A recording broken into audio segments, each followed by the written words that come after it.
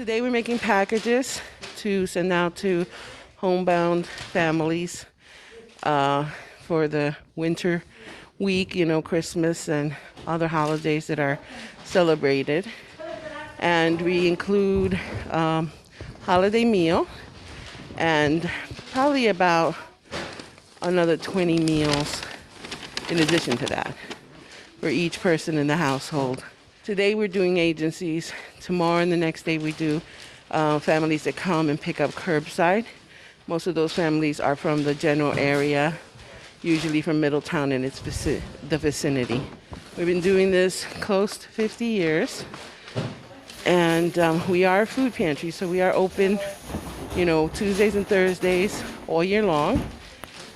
Most of our clientele, we usually see about 30 to 50 households a week. During COVID, we've gone up to 80 to 120 a week.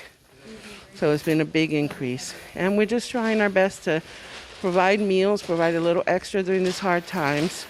We also try to give snack packs for the kids so they have something that belongs to them, and they have little snacks to eat when mom and dad are busy. We try to do a lot of breakfast.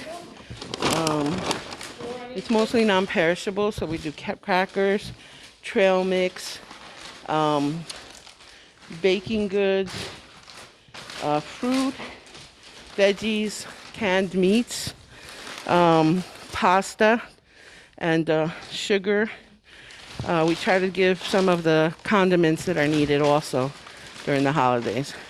This is a program of neighbors helping neighbors and trying to inspire hope where there might be very little or none.